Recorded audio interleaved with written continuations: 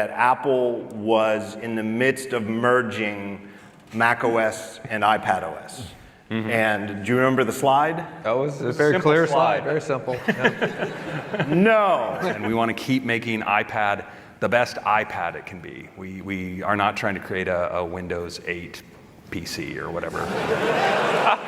That was just last year at WWDC. Apple execs talking about how they do not want to add Mac to the iPad. Yet here we are, just a few days before they show off the new operating systems.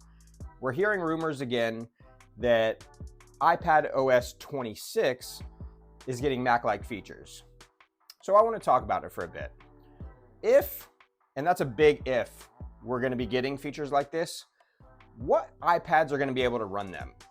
And how is Apple going to spin it in their own Apple-y way as to why some iPads can and can't run it? We know that Apple wants to sell more iPad Pros, but how are they going to entice people to spend the extra cash? Is this going to be just Pro-level features?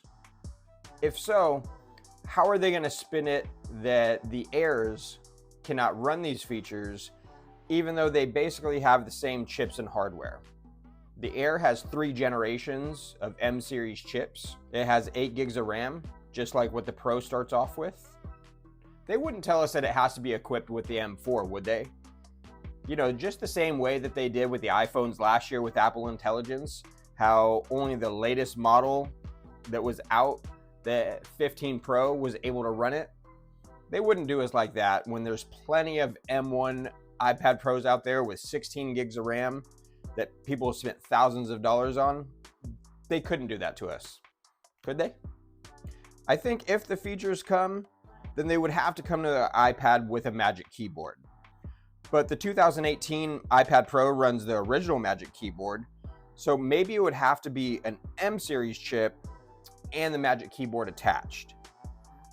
But then would third-party keyboard cases like the Logitech Combo or say the ESR keyboards, they have a few, would those work? Or how about if the iPad was docked to, say, an Apple Studio display and using a Magic Keyboard and trackpad? That would have to work as well, right? We all know that Apple's going to do what Apple's going to do. But what features would you guys want to see that would make you either dump your MacBook Air or just go fully in on the iPad? Is it real floating windows?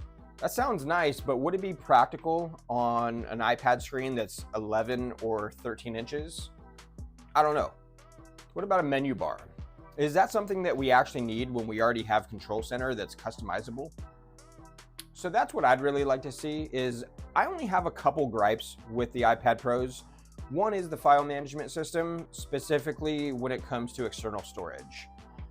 I use a lot of different drives. I'm filming this on my iPhone through an SSD. And if I get a new one, if it's not formatted correctly straight out of the box, I can't reformat it on the iPad.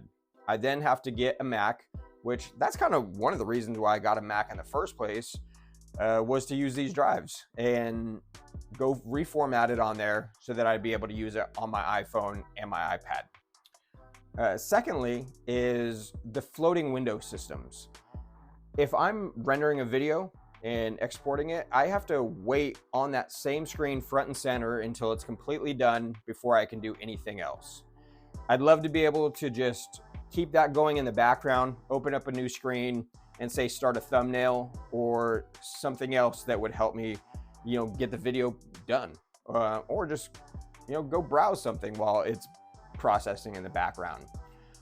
So those are the two things that I'd really be looking forward to and be happy with as an update. But what do you guys think? Let me know in the comments below what you guys are looking for of how to really make the iPad more valuable for you and what you guys want to see in the update. We'll come back in just a couple days and see what they actually gave us. So until the next time, it's Sean from Buck Life. Peace.